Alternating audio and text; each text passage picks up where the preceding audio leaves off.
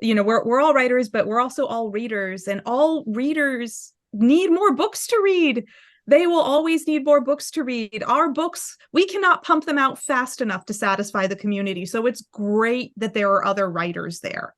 And I love that there are other fantasy writers out there like you, Anne, that can help bridge the gaps between books for everyone. And because as a reader, I'm guilty of the same thing. I will burn through a book in a month, and then the author that I'm so obsessed with is like, yeah, I need a year. Give me a year. And I'm like, okay, I've got to read another series now. I got to have, and that's the wonderful thing about the author community in general, is that we tend to always be very supportive and not competitive with each other. I love hearing people say it was my family and friends. That's something I don't have. Social media community that literally, it came from, like Anne said, it came from supporting other authors. And that's what those authors that I supported out of genuinely liking what they're doing and had going on, they kind of instructed their community to come check me out. And if they liked me, they stayed. And if they didn't, they went on their way. And that just, the community grew and grew and grew from there. I started Paris Loves Books, which is an author community. Now it's a creative community, back in 2016. And I could not get past 70 followers. And then when I published my book, I'm still in the low numbers. I finally got up to like 1,500 followers from just constantly building this tiny community of not just authors, but like Hollis said, readers. Like, we love to read. I love getting quote unquote book mail. It's like my favorite thing. That's like Christmas for me, when authors send me their book to check out and do a video on it. Like, I love when that happens, because we're literally doing that out of support for our community. Because being an indie author and indie anything is not easy, and community is like the way to go. Mm-hmm. Yeah. So I'm getting from everyone, it's sort of certainly friends and family, joining certain sort of groups, and sort of being a part of the community in that way. And then sort of the digital community. So Twitter, Facebook, Instagram. Instagram especially has been, absolutely wonderful for me. A very, very positive experience, and I absolutely adore it. Would you say that just sort of focusing on Instagram, you have to be part of the community, in that you have to post and engage? So I suppose my next question is, how do you go about posting and sort of maintaining engagement with your community? So one of the things that I do is, for my day job, I work in social media. So that's kind of like my thing. And it's definitely hard to come home and do the same thing for my author life. So working in social media is kind of an interesting balance. But I think, especially as we've been saying, for the author community, engagement is super, super important. And engaging with other authors, engaging with other writers is highly, highly important to growing and building that community. Because one of the things that the CEO of Instagram recently said in an interview is that the platform is really geared towards driving that community. So things like hashtags are going away because it's really focused on increasing that engagement with that current community. So yes, you have to post. If you want to grow and you want to get really big and be kind of like that influencer style, yes, you have to post regularly every day, you have to do stories, but it's really about talking to your community, being social, and that's how you're really going to see those numbers grow, as well as build that author community. Mm-hmm. Being social. Got it. Hollis? Oh, well, nice to hear that from a professional, because I was curious if I was doing the right thing.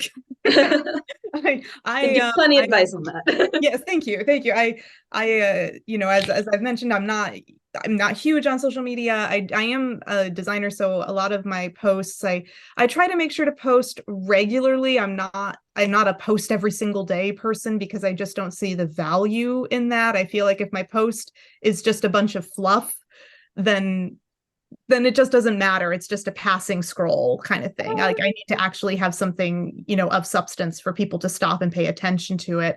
But like whenever I go to the cafe, I like to take little moody photographs of my coffee and book and things like that. And people like that. But yes, when I do make sure to get on at least 5 minutes a day. And even if I don't post anything, I want to scroll and I want to comment, share some stories, just talk to people, because not only does it foster engagement, which is what I read was the most important thing and is now confirmed, hooray. It was, but also, it also helps me learn things. People post writing tips. People post a lot of cool things that I learned about this podcast via, doing that daily scroll and just checking up on things. So yeah, for me, engagement has been the most beneficial. I've been trying to build my Instagram since 2017, which is when I first published the first edition of To Save a World. And that's been fine. I've got a little over 4,000 followers now. I'm sure a lot of them are bots. Really good. And I have my little core demographic of the same 20 people that are really cool about always liking my posts and all of that, which most of them are other authors. And I'm a dancer as well. So my dance community has been hugely supportive, and I love them so much. So and they read. See, everybody reads. And you put a lot of thought into what you post, and do you plan it sort of days or weeks ahead, or you just sort of what you feel, or maybe a mixture of both? Mixture. I'm a social media manager, and I study the algorithm for mostly Instagram and TikTok. Facebook, I don't know what they're doing. I don't get it. With Facebook, they're trying to go back to their original ways of just posting personally and not networking broadly. But Instagram and TikTok, I study those algorithms. For my clients, I post for my clients every single day. I make those reels. I come up with the content. So I take that very seriously. It is hard to come and do that for myself. I know what to do. I just don't want to do it. I don't have the time to do it for me like I do for the clients who pay me to do it. How do you plan your posts? Do you plan them? Or do you wing it, or sort of like in the middle?